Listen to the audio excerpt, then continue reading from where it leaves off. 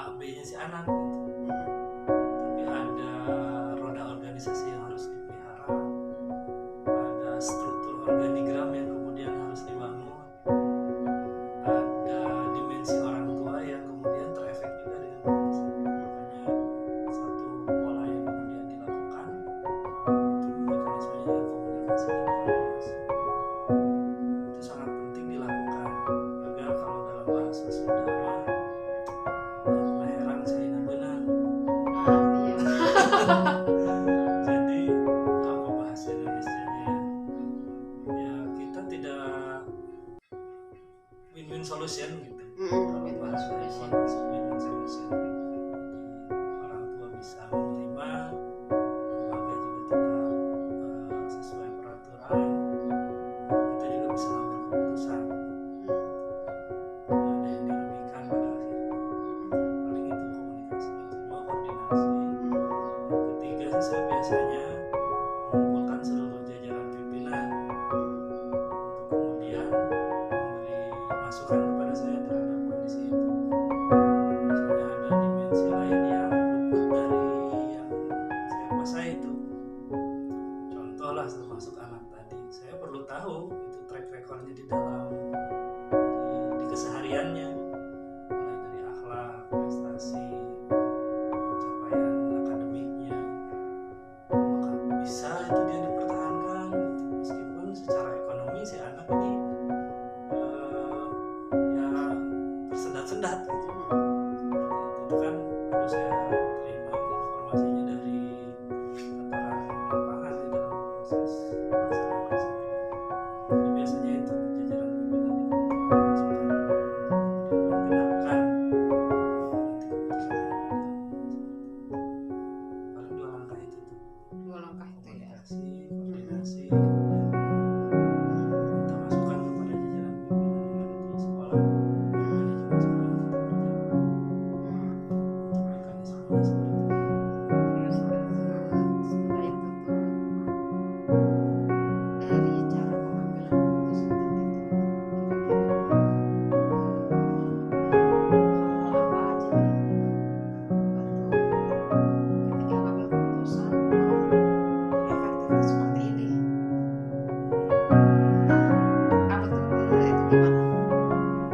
Pada kasus-kasus yang memang lebih kepada diambil Kita Ya. berhadapan dengan keputusan sama-sama yang benar. sama-sama benar. Gitu. Tapi ketika keputusan itu diambil itu efektif gitu ya. Nah, apa sih yang bikin efektifnya? Apa ya? Kira-kira cara pengambilan keputusan, oh ini efektif gitu ya. Ketika dihadapkan lagi sama-sama Saya kira ketika proses tadi dilakukan, efektivitasnya cukup tinggi gitu, bagus gitu. Jadi komunikasi itu dilakukan, koordinasi itu dilakukan, kemudian meminta masukan dan saran, dan saya kira itu langkah-langkah yang sangat efektif untuk kemudian mencari keputusan yang itu tadi tidak terlalu, meskipun pada akhirnya ada di mana keputusan tersebut memberatkan salah satu pihak. Atau misalkan kalau saya memutuskan anak harus tetap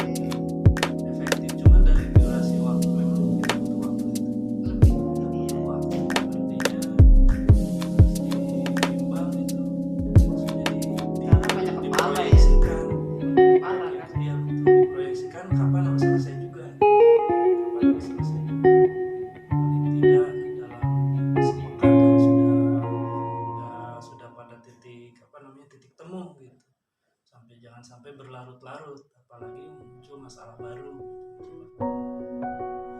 Apalagi kan kalau misalkan sekarang yang bermasalahnya di kelas 9, di mana data juga udah rumit, itu data status kesiswaan juga, data coding dan lain sebagainya, itu ada dimensi lain yang kemudian harus jadi pertimbangan gitu. Kalau anak dikeluarkan di kelas 9 apalagi sudah terdata, apalagi baru mau UN, itu udah susah tuh. Susah ya, dia susah diterima juga. Apakah kita ketika kita keluarkan artinya kan memutus masa depan dia nanti tahun depan harus kelas 9 lagi tuh. Karena nggak sekolah lain nggak mau Iya, nerima. pasti itu pasti mengulang nanti, pasti mengulang dari kelas 9. Itulah rumitnya tuh. Gitu ya. Pernah nggak ada, maksudnya Bapak menghadapi pihak-pihak yang kecewa? Kalau yang nerima kan ya alhamdulillah ya gitu. Tapi gimana cara Bapak menghadapi pihak-pihak yang kecewa? paling besar itu ya tangisan itu, apalagi kalau yang menghandle pembicaraan pasti sang ibu sih. Biasanya ibu ya. Tangisan yang meledak lah, tangisan. Karena kalau sudah diambil keputusan komunikasi ini itu dan lain sebagainya, akhirnya diambil keputusan misalkan tetap dikeluarkan, ya paling tidak dia muncul tangisan. Ini yang disebut kekecewaan tadi ya, kekecewaan. Hanya kan kita tetap dihadapkan pada satu kondisi yang diambil adalah untuk kemaslahatan yang besar, tegaknya aturan jadi bahan pertimbangan. Akhirnya kita redakan, memberikan alternatif lain, biasanya memberikan alternatif. Nanti ada pembiayaan ini biasanya ada tarik ulur biasanya.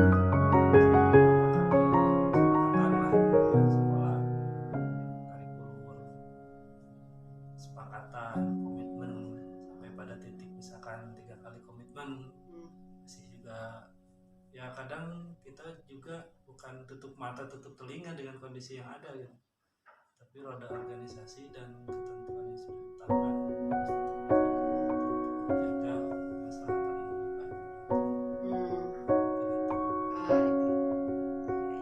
Terus tantangannya Pak ketika mengambil keputusan yang sama-sama benar, apa Tantangan yang paling tantangannya? berat tuh ya ini sih di hati nurani biasanya. Jadi lebih Di hati nurani di individu saya gitu, di pribadi saya sendiri.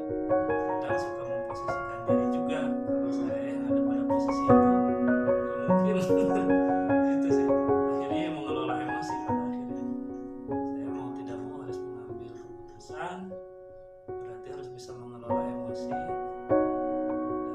yang mengendalikan, memberikan masukan, membuka ruang, mengatur fleksibilitas, tarik ulur agar bisa diterima sebagai sebuah keputusan yang memang tidak ada pilihan lain kecuali itu.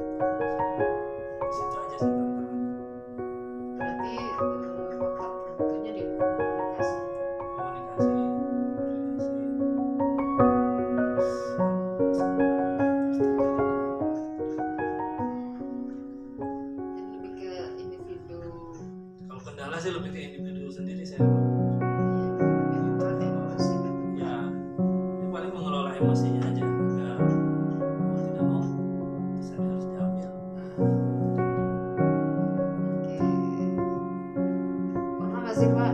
Ini agak sedikit lagi lebih menggali. Ada nggak rasa capek ya ketika harus ngambil keputusan? Kan tadi Bapak bilang tantangannya itu sebenarnya lebih ke diri sendiri. Pernah nggak Mbak Zena mengalami sebuah fase capek gitu kan, atau mungkin merasa ya pusing lah bahasanya gitu? Ya, Kira-kira gimana? Ada nggak? itu sudah terlewati Bu, itu sudah terlewati. Jadi memang jam terbang kita tuh yang menentukan, jam terbang kita yang menentukan. Kemudian pengalaman dulu kan sebelum menjadi kepala bidang di kepala sekolah ya,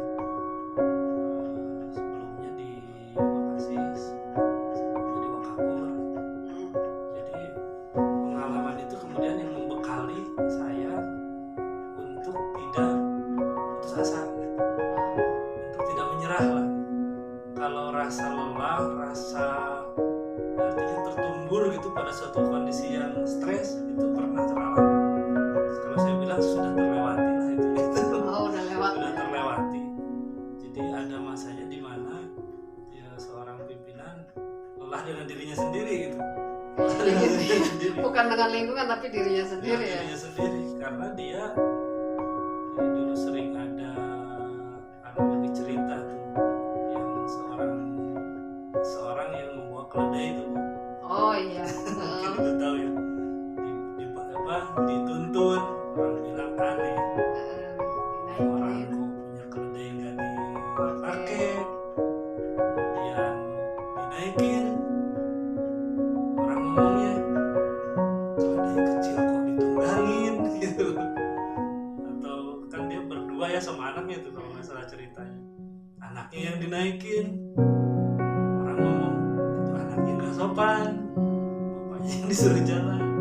Kiranya bapaknya naikin. Bapaknya kok nggak berperasaan gitu. Akhirnya kan bingung tuh dua orang itu. Akhirnya apa coba yang dilakukan? Si keledainya dipanggul sama dia. Itu berdua.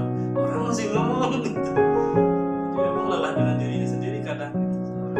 Dan tidak bisa memuaskan semua orang meskipun dia pengen memuaskan semua orang. Kemudian mungkin fase stres, fase capek ada gitu. Bisa kira itu udah terlewati. Kenapa bisa saya sebutkan sudah terlewati? Karena dalam 2 tahun ini saya lebih enjoy ngelaksanainnya gitu. Ambil keputusan, menetapkan kebijakan yang dimensinya untuk individu atau yang dimensinya untuk sekian orang itu bisa kita pilih-pilih gitu. Dan saya juga tidak menafikan sih peran rekan-rekan yang kemudian membantu itu sangat menguatkan dalam hal ini jajaran pimpinannya support di situ sih untuk kemudian merecovery itu balik lagi ke tim sebetulnya. Jadi timnya kuat, saya kira pimpinan juga bakal bisa tangguh gitu menghadapi tantangan-tantangan itu. Oke.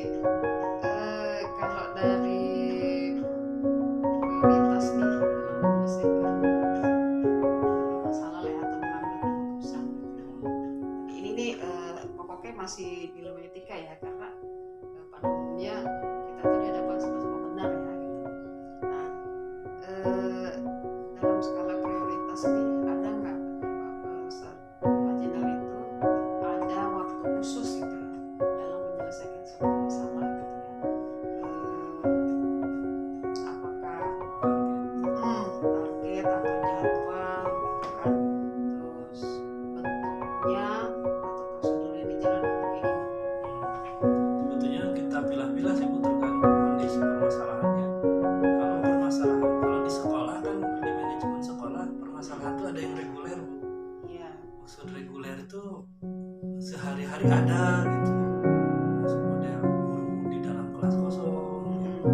Atau anak melanggar atau sifatnya reguler gitu berulang gitu. Nah untuk kondisi permasalahan yang seperti itu ya perlu diskusi yang konstan dan terus menerus. Makanya sepanjang ini kita punya 2 pertemuan itu antara kepala sekolah ke atas ya staf ke atas setiap Senin, kemudian di kepala sekolah ke bawah setiap Kamis, dan kepala sekolah dengan seluruh guru di setiap Sabtu. Bagi saya sebagai kepala sekolah Bu Eka ya, pola